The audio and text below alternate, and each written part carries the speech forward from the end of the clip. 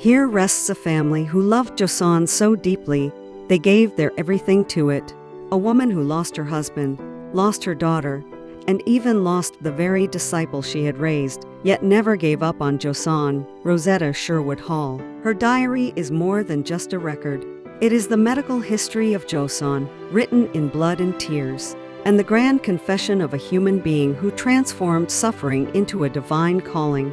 Today we follow Rosetta's diary to witness how the seeds she sowed grew into a vast forest. This is her miraculous story. Seoul, the capital of South Korea. In the middle of this bustling modern city, there is a place where time stands still. It is the Yanghwajin Foreign Missionary Cemetery. Here, where the river wind blows, there is a spot where family tombstones are gathered closely together. The husband William, the wife Rosetta, the son Sherwood and his wife Marion, and even the young daughter Edith, who fell before she could fully bloom. A total of 6 family members lie together in this narrow plot of land. A woman who lost her husband, lost her precious daughter, and if that weren't enough, she had to bury the student she raised like her own child. In this strange land, where an ordinary person might have fled without looking back, she instead took deeper root. This is not merely a missionary record, it is a confession of love, written in blood and tears over 43 years by Rosetta Sherwood Hall. It is a desperate and beautiful history. 1890s, New York, USA. Rosetta Sherwood was originally an ordinary school teacher, but one day, her life changed completely. After hearing a missionary's testimony, women in foreign lands are dying because they cannot see male doctors. They need a female doctor. Moved by that desperate plea, she decided to pick up a scalpel instead of a pen and entered medical school at the late age of 25. Instead of a glamorous hospital, she began her medical service in the slums of New York, and there, in the lowest place, she met her destiny, William James Hall. Helping the poor together, their love grew, and they became engaged. But soon, a great trial befell them. The mission board's decision tore them apart. Rosetta was assigned to Joseon, and William to China, a situation where loving partners had to face separation. However, both accepted this painful parting in obedience to their respective callings. Rosetta left a single letter for William and took a heavy step forward. In 1890, she arrived alone in the strange land of Joseon. This was the land of the morning calm, the ancient name for modern-day Korea. But the reality of Joseon was harsh. In this society dominated by Confucianism, men and women could not even look at each other. Countless women were dying because they refused to show their bodies to male doctors. Rosetta came to save them, but in the eyes of the Joseon people, she was not a doctor. She was merely a Western ghost with strange colored eyes. People avoided her, and no one wanted to be treated, but she did not give up. One day, a young girl with a cleft lip, a condition considered a curse from heaven, came to the hospital. It was a condition Korean medicine could not fix. Rosetta performed surgery with great care, and miraculously, the girl's lip was repaired. Rumors spread instantly throughout Hanyang, Seoul. The Western female doctor brings the dead back to life. The tightly closed gates of Joseon women began to open, and she was finally recognized as a doctor. As she fought loneliness and became a friend to the women of Joseon, miraculous news arrived. William's assignment had been dramatically changed to Joseon. In 1891, William followed her and arrived in Hanyang, today's Seoul. Reunited, the two were married in 1892 in the first Western-style wedding ever held in Joseon. He told me, "Let us go to the lowest place. Let us shine light in the darkest place." We promised each other, if God calls us, we will go together, even if it is to a strange land not found on any map. But their honeymoon was filled with a sense of duty rather than sweetness. William volunteered for the mission in Pyongyang, the roughest and most barren land. Just 2 months after their wedding, he left his pregnant wife in Seoul and departed for Pyongyang alone. At that time, Pyongyang was the most exclusive city towards foreigners. Rumors circulated that Western barbarians eat children. When William arrived in Pyongyang, people threw stones at him. Insults poured down as he walked the streets, and no one would sell him a house. The The persecution grew more intense. The governor of Pyongyang imprisoned the Korean assistant, Kim Chang-sik, and others who helped William, beating them severely. They demanded money and tried to drive William out, but William did not run away. He did not fight back. He sat on the floor just like the Koreans and treated the wounds of the very people who had thrown stones at him. His devotion melted the iron-hard hearts of the Pyongyang people. Finally, the governor of Pyongyang declared, "That foreigner is not a bad man. He is a good man who heals the sick. Let no one harm him." The hearts of the Pyongyang people, which were said to take 3 years to open, crumbled before William's love. In May 1894, the family was finally reunited when Rosetta brought their baby to Pyongyang. But their happiness was brief. Soon after, the Sino-Japanese War broke out, turning Pyongyang into a living hell. While everyone else evacuated, William remained on the battlefield. He treated the ceaseless stream of wounded soldiers amidst a hail of bullets, overworking himself without caring for his own body, and due to the unsanitary conditions, he eventually contracted typhus. He was urgently transported to Seoul for treatment, but his condition was critical. Rosetta can never forget the moment she ran out to meet her husband. With little Sherwood in my arms, I ran down the hall. The bearers had just brought in the long chair, and on it lay my beloved husband. He said to me, "I knew what a joy a wife and home were when I was well, but now I have a new experience. What a comfort a wife and home are when one is sick." However, relief soon turned to despair. Rosetta and the other doctors discovered the ominous red spots on William's body. It was typhus. As the shadow of death deepened, William prepared for the end. Unable to speak clearly, he spelled out his son's name, letter by letter with his lips, Sherwood. He looked at his wife and left his final testament. "I did it for Jesus, and the Lord will give me my reward." Saturday, November 24th, at sunset, William James Hall ended his short life of 34 years. Holding his wife's hands, clutching her torn heart, Rosetta recorded that final moment in her diary. Saturday, November 24th, at sunset, Papa breathed his last. His hands were holding mine, and his eyes were looking into mine. I gently closed his lovely eyes. Then, thinking his eyes would never see mine again, I opened them once more, to look at them for a long time, for the last time. His eyes were still bright and clear. It did not look as if his lovely soul had left the body. I closed his eyes for the last time, and left the room.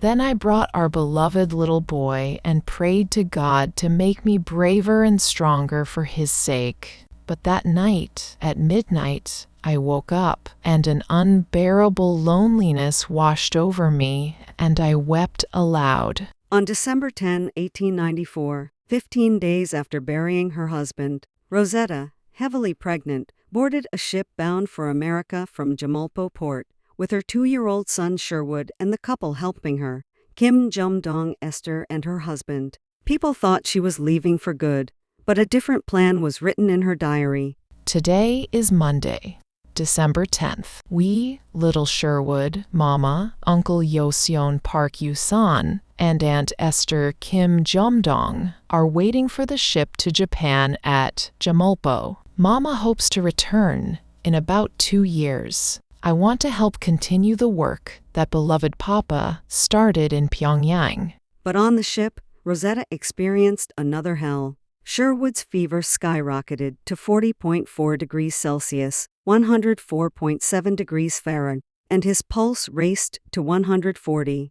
As a doctor, the fear of typhuses, the disease that took her husband, flashed through her mind. Fortunately, it was measles. On the day her son recovered, Rosetta discovered a poem her husband had written in the corner of her diary. My years have been like a fairy tale, golden moments of priceless worth. My days in this life are nearly done, and I am drawing nearer to home, with the Lord waiting on the other side, and with the loved ones who have gone before. Rosetta arrived in her hometown in America, but the trials did not stop.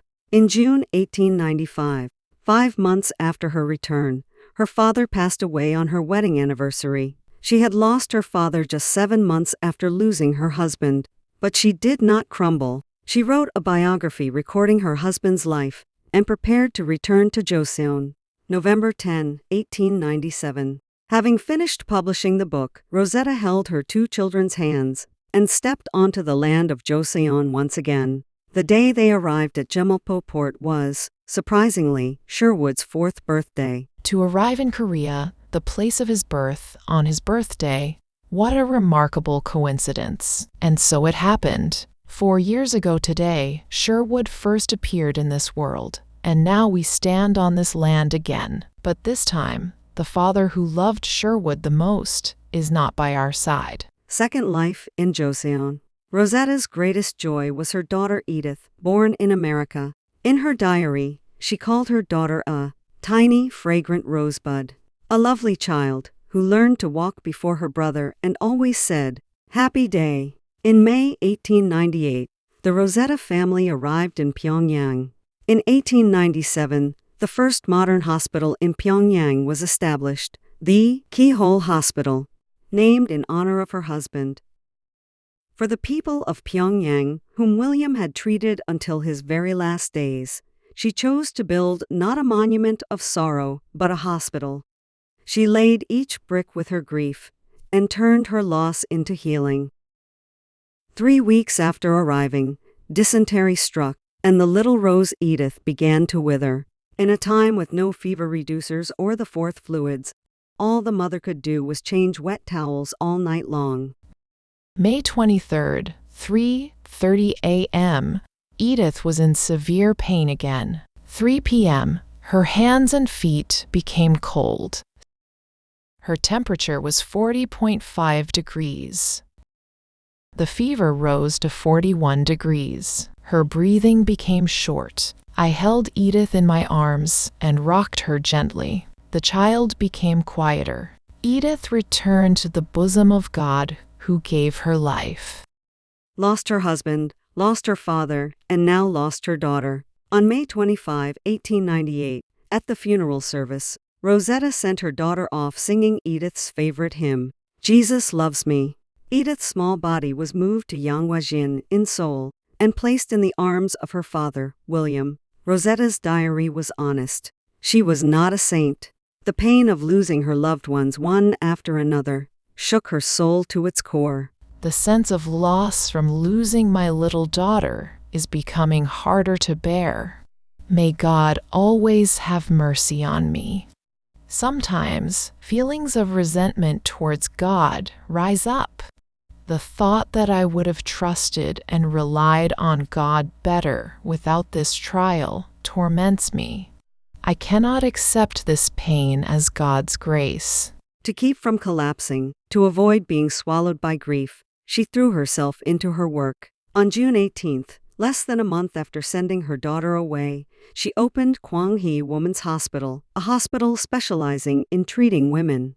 And remembering Edith, she built the Edith Margaret Children's Ward and installed a water tank first. Because she lost her daughter to contaminated water, it was a mother's blood-earnest wish that other children in Joseon would drink clean water and live. Rosetta's love was not just in words, it was in her flesh and blood. One day, a young girl with severe burns was carried into the hospital.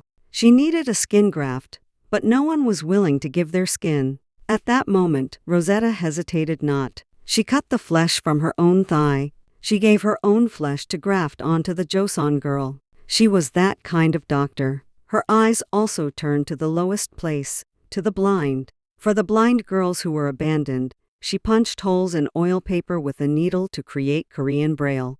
Children who were treated like animals learned to read for the first time and realized they were human beings. And here is another miracle Rosetta cultivated. Rosetta Hall believed that her mission went beyond simply treating patients. She was convinced that Korean women themselves must one day become physicians, caring for their own people. Thus, in 1903, she established a formal medical training program for women at Gwanghewon. Alongside her work with the School for the Blind, This women's medical training initiative was a bold and almost unimaginable step within the context of Korean society at the time. Students were taught not only Western medical knowledge, but also anatomy, physiology, and other rigorous professional subjects. In a deeply male-centered society, Rosetta opened wide the doors of higher education to women. Her pioneering footsteps became a guiding light, leading many Korean women toward the path of becoming physicians in the years to come.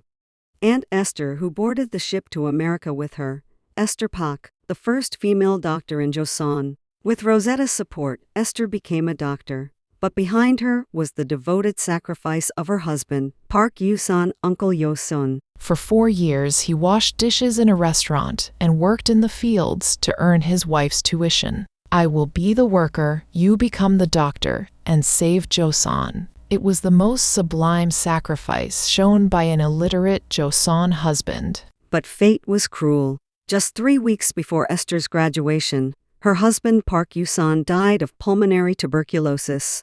And Esther Pak, who returned to become a doctor, also passed away from tuberculosis in 1910 at the young age of 34. Husband, daughter, and the disciple she cherished more than a daughter.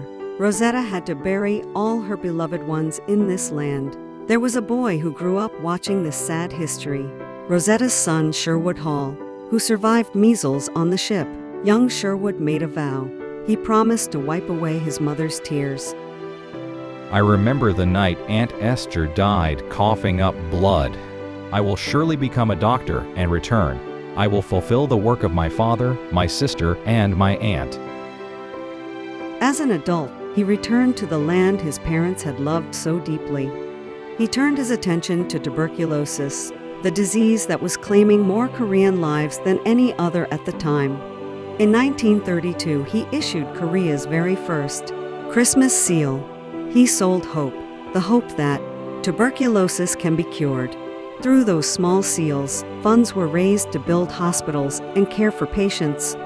His father, William, had lost his life to infectious disease, but his son Sherwood began saving the lives of countless Koreans from that very kind of disease.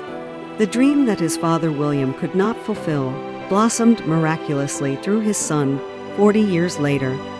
Rosetta Sherwood Hall. She came to Korea and dedicated her youth, sacrificed her husband, and gave her children and disciples. By worldly standards, her life might look like a total loss, a failed life. But she did not leave.